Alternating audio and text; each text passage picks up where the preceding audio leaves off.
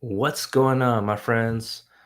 My name is John Ting. Welcome to Green Card Guys TV, and I'm your host, solving your immigration problem.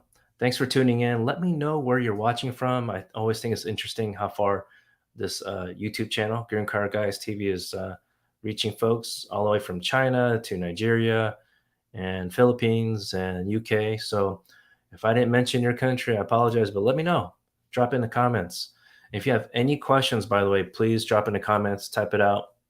And of course, if it gets a little probably way, requires more of a detailed, in-depth type of answer, you're always welcome to answer our intake form down below. You can go to our website, greencardguys.com, and click on the contact us page.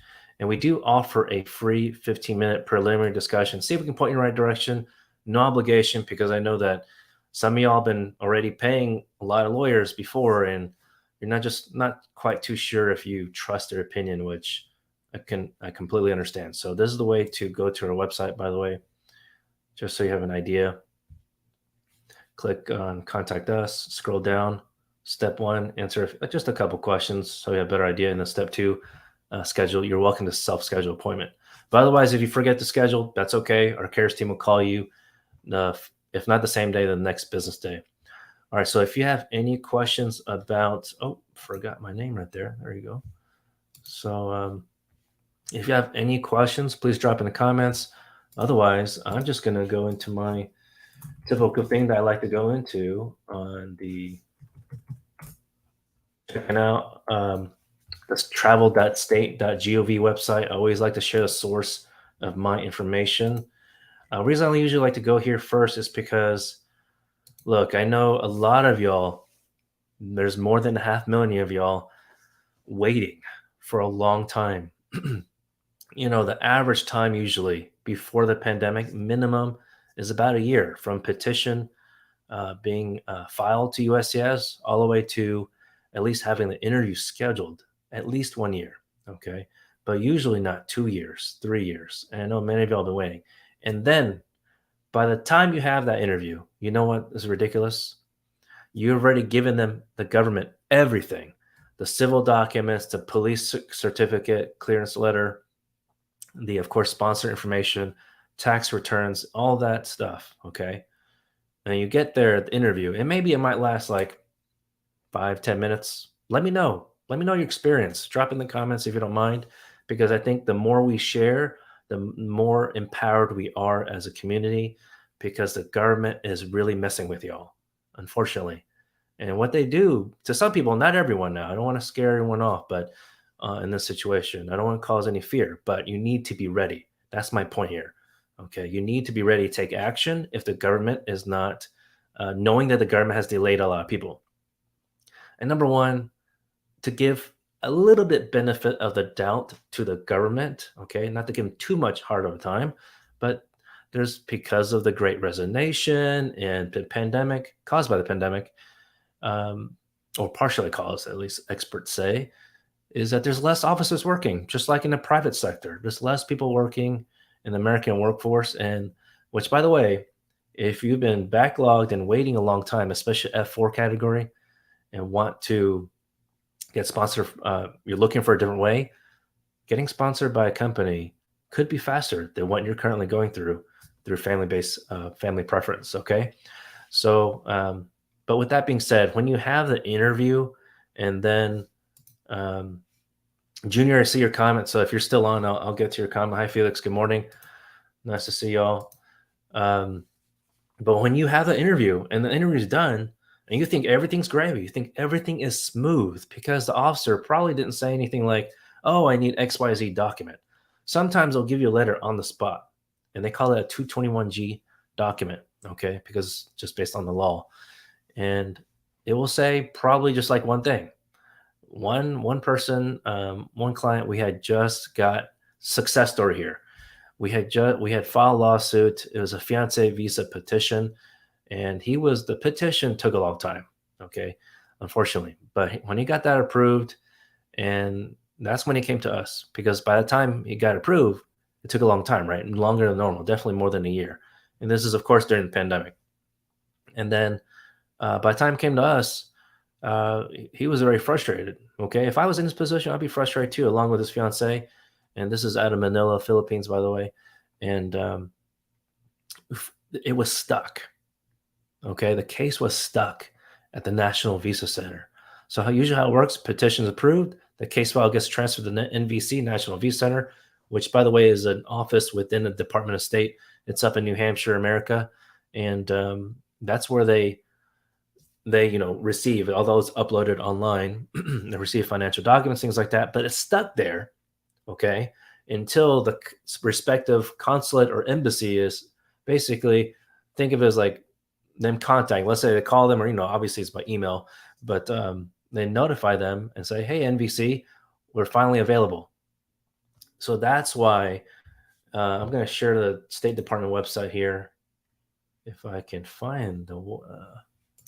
Let's see, so you have a better idea what the heck I'm talking about. Okay.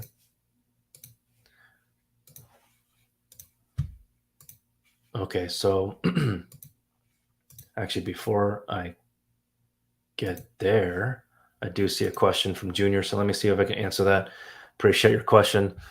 It says, you're Haitian and you're approved TPS, but you have an expired passport that ICE has, and you've had to check with them every year. I have a travel document. Okay, you have the approval 131. Can I travel with my new passport and a travel document?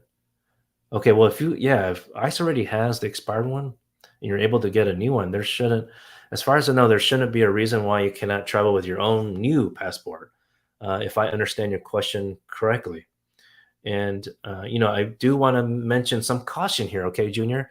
A lot of people have been asking if I have an asylum application pending, can I return to my country where I'm, seeking asylum from, even when I have TPS? And I just don't recommend that. So if you have another application pending right now for asylum 589 application, I don't suggest that, because the rule is, a law specifically states, regardless if you have status some other way like TPS, or like DACA, if you have asylum application pending, you can, if you return to your home country, your asylum application will be abandoned, because you're not fearful of whatever's going on in your country, right? So just keep that in mind. I'm not an asylum lawyer. That's just disclaimer. I just know the basics of asylum in terms of respect to that. I refer um, folks who are seeking only asylum to attorneys that only handle that. Okay, because um, there's so much to get updated on asylum. Okay, so we're always looking out for the best interest on that. Let's see, Junior, what's going on? Okay, Junior. I mean, Junior. I hope I answered your question there. Felix, how long is PD taking to process? You filed it back in February. Thank you very much. You're welcome, Junior. Felix. The thing is with PD, it depends on your not so much a request, because of course everyone's usually requesting the same thing, whether your case has been already order removed many years ago or just recently, and you need to file a motion reopen and get PD on that, or people can have an active case when asking for PD to close it out, to get it dismissed or terminated. Now here's the thing: that it's different across the country. Different Department of Homeland Security, Chief Counsel's office, basically the government attorney is what I like to refer them as. But if it depends, and here's why: because there's lawsuits. Okay, there's a couple lawsuits going around the country. They're just going up the chain, Sixth Circuit, and when it goes to different circuit courts, by the way, um, it might eventually go to the Supreme Court on this, and they're focused right now on those conservative party, well, states like Texas. They're trying to argue that they're really focused on the priority of those that have crimes, which I just think it's ridiculous, because the three priorities that the government has is national security. That's obvious, right? We don't want spies in America. And number two, border security, meaning people who entered after November 2020 is not part of this ability to get PD. Okay, And then number three, public safety. Okay, so those would probably cover a lot more people who are interested in PD, but for us, we don't, unless it's a minor infraction, maybe like a class C misdemeanor. We don't we don't suggest PD, at least at this moment, with the special lawsuits going on regarding this memo about PD. Okay, so long story short, to answer your question, Felix, it depends on your case situation, the current, we call procedural history, what's been going on in the past, and your what we call equities, negative or positive. Negative, like a crime or something, or immigration history, if you had several prior violations or just one, and violation like entry without inspection, or or anything else like that. Okay, or other people may have re-entered a couple times.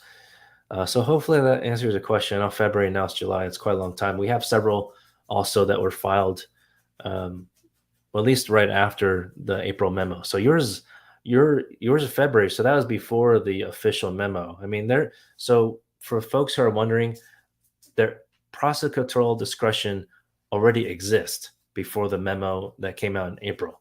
It's just that this particular memo in April was more specific. Okay.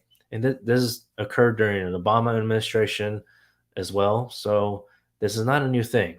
It's just one way. What I believe, there's a past video. I'll try to see if I can drop a link after this show. But there's a video we talked about previously, a recording before, that I believe this is more enhanced because it also includes people who already have a removal order. Okay, so if I recall correctly, from Obama administration, they did not include people who had, to provide this benefit for people who had removal orders. Okay, so drop in the comments below if you're going through a situation like this, if your case been delayed and how long, what's consulate you're waiting for your case to be interviewed. Really interested to get a gauge, an idea of what people are going through these days, because we're here to point you in the right direction. Okay, friends. So Felix, hopefully I answered your question to some extent, but you know how lawyers say it. If you talk to lawyers before, it depends. So we'll have to, if you're interested. I mean, don't want to assume you have I do assume you have a lawyer, but if you don't, we're happy to take a look at your situation. Okay, friends. So we do, like I said earlier, we do offer free 15-minute preliminary discussion. So we're going to, but for you to access those free 15 minutes, we do have a secret code. So please stay tuned until the end of the show. We're probably going to wrap up in about 5 minutes or so, but I do see another comment. And I do need to show you the chart here from Department of State, but Ram 1964, good morning. You have a I-130 petition filed since May 2021, and you didn't get approved. Okay. Yeah, that's a long time for a petition. And I don't want to assume, well, first, I mean, again, it depends, Ram. Okay. So, number one, which server center is it located? I'm happy to jump on the USCIS website right now and show you so you can look in the future. But you know what? Let me see if I can do that right now. But let me know, is it a marriage? Like is it immediate relative? Is it based on marriage to U.S. citizen? Or is it family preference? Because that really depends on, it really affects a lot. Okay. So I'm going to pull up the website here so you know exactly how to do it. Okay. So I'm here on the homepage of uscs.gov. And what you want to do is go to the top right, tools, go to the middle, USCIS, tools and resources. Okay, you're out of Nebraska. Is it based on marriage to a U.S. citizen? Okay, so your son is a U.S. citizen. Okay, so you're a parent. And then on the right column, case processing times, click on the form type, petition, form category, U.S. citizen filing for a parent. Okay, so I'm assuming he's over 21. And Nebraska Service Center. Unfortunately, every service center has a different case processing. So I don't want to call out your attorney, but you said May 2021. I'm just going to put May 1st, 2021. Let me see if you can see this on the screen. Okay, so at the very bottom here, This is something new under the Biden administration. They put in this little box, when is your receipt date, and get inquiry date. Okay, so this means you can send the USCIS questions by submitting a service request online. So the same spot where I showed you the tools section and resources. So you can submit a case inquiry, but really your attorney should do that. I mean, you can do it, but in our opinion, at Ting Law Group, that's part of our service. And the reason why they have this now, unfortunately, is because it was more difficult to figure out in the past how to know when to submit inquiry. A lot of people thought they could submit inquiry anytime, but if that was a case, that'd be extremely much more backlogged than now. So to give you an idea, so that's service center. So what I was trying to say earlier, to give you an idea, every service center has a different processing time. So I'm just clicking on Potomac. That's 12 months. Texas, I believe it was shortest. I thought I saw 11 and a half now. It was shorter before. California is the worst. And no, it's not because of the state. Oh, we got a lot better. 10 and a half. When I just checked last month, it was about like 24, if I believe. So that's good. That's good to see. Vermont is usually one of the slowest. Also, well, yep, that's the slowest now. 16 months. Okay, friends. So hopefully that helps you, saves you some time, because I know some of y'all have a difficult time trying to reach or get a reply from your attorney. So, and again, we focus on customer service. Sometimes I'm not the one be able to speak with you, but one of our lawyers on our team can chat with you, or our cares team. They'll help. They're more than happy to help schedule you for an appointment, just so we can point you in the right direction. Okay, friends. So here it is. I'm gonna go ahead and share on that note. Share the secret code. Here it is. Here's the benefits of hiring our team. You could have guessed it. The secret code is Green Card Guys. And friends, if you got some value from this video, please share with your friends. There's so much I could talk about. Oh, Felix, thank you for asking. So let me give you an idea. You can contact us right here, this phone number, okay? And then, because you call this number, that lets us know, honestly, that you've been following our channel. And then, even if you don't have the secret code, but it's easy to remember. Okay, so, and let's see, that's one way. Or if you don't have time to call Felix, but later on at night and it's off hours, you're welcome to fill out the intake form down below. I shared it earlier, but greencardguys.com. And then also, friends, you're welcome, Ram. Appreciate it. Thanks for the love. Please, if you love the content and how we share information, I know there's just so much to share, but smash the like button. We greatly appreciate it. And go ahead and hit subscribe for us, because that can help us reach more people, share more information. And if you didn't know this, we do have a Facebook group. We're trying our best to put more attention to it. We're going to do that soon. So Green Card Guys Academy, you can find it on Facebook.